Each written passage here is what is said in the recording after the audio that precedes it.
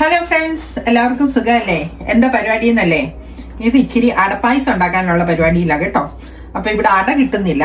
അതിന് പകരമായിട്ട് നമ്മുടെ ചൈനീസിന്റെ കടയിൽ അവര് നൂഡിൽസ് ഉണ്ടാക്കുന്ന ഇത് റൈസിന്റെ തന്നെയാണ്, റിബൺ പോലത്തെ നൂഡിൽസ് ആണിത്. അപ്പം അത് മേടിച്ച് നമ്മള് വെന്ത് അട പോലെ മുറിച്ചെടുക്കുക കേട്ടോ. അത് കഴിഞ്ഞിട്ട് അടപ്പായസം ഉണ്ടാക്കുന്ന കാണിച്ചു തരാവേ. അടയെല്ലാം മുറിച്ച് വെച്ചിട്ടുണ്ട് കേട്ടോ. ഇനി നമുക്ക് ശർക്കര ഉരുക്കി വെച്ചിട്ടുണ്ട്, അതിൻ്റെ അകത്തോട്ട് ഇതിട്ട് വഴറ്റിയെടുക്കാവേ. ശർക്കര നന്നായിട്ട് ഉരുക്കി വെച്ചിട്ടുണ്ട്. അതിൻ്റെ അകത്തോട്ട് ഞാൻ ഒരു സ്പൂൺ നെയ്യ് ഇടുന്നുണ്ട് കേട്ടോ.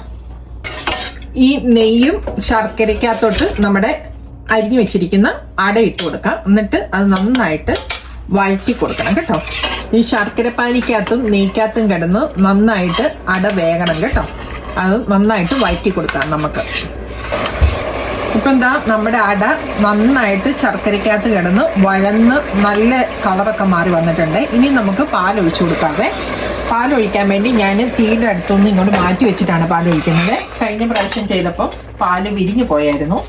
അതുകൊണ്ട് ഈ പ്രാവശ്യം ഞാൻ തീക്കകത്തൊന്ന് മാറ്റി വെച്ച് കുറേശ്ശെ പാലൊഴിച്ചൊന്ന് ഇളക്കി കൊടുക്കുക കേട്ടോ. അത് കഴിഞ്ഞിട്ട് നമുക്ക് അടുപ്പിലോട്ട് വെക്കാവേ. ഇതാ പാലൊഴിച്ചിട്ടുണ്ട്. ഇനി നമുക്ക് നന്നായിട്ട് ഇത് കുറുക്കിയെടുക്കാം കേട്ടോ. കുറച്ച് നേരം ഒന്ന് ഇളക്കി കഴിഞ്ഞിട്ട് ഞാനിവിടെ നമ്മുടെ ചവ്വരി വെള്ളത്തിയിട്ട് വെച്ചിട്ടുണ്ട്. അതും കുറച്ച് കഴിയുമ്പോൾ നമുക്ക് ഒഴിച്ചു കൊടുക്കണം കേട്ടോ. പാല് നന്നായിട്ട് തിളച്ച് ചൂടായി വരുന്നുണ്ട് കേട്ടോ. അപ്പം ഞാൻ അതിൻ്റെ അകത്തോട്ട് വെള്ളത്തിയിട്ട് വെച്ചിരിക്കുന്ന നമ്മുടെ ചവ്വരിയുടെ ഒഴിച്ചു കൊടുക്കുവാണ്. നമ്മുടെ പായസം അവിടെ തിളച്ചോണ്ടിരിപ്പുണ്ടേ. അപ്പം നമുക്ക് ആ സമയം കൊണ്ട് ഇച്ചിരി അണ്ടിപ്പരിപ്പും മുന്തിരിയും നമുക്ക് കിസ്മിസ് ഒന്ന് വറുത്തെടുക്കാം കേട്ടോ. അതിനുവേണ്ടി ഞാൻ കുറച്ച് നെയ്യ് ഇട്ട് കൊടുക്കുന്നുണ്ട്. കുറച്ച് കിസ്മിസ് ഇട്ട് കൊടുക്കാവേ.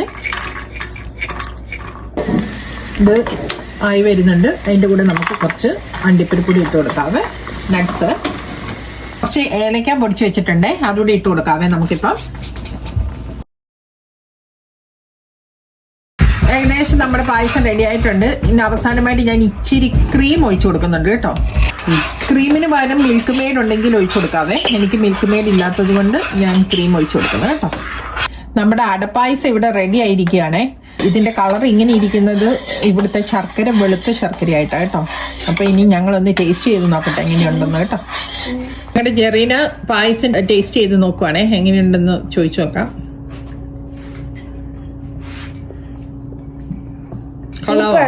സൂപ്പറാണ്.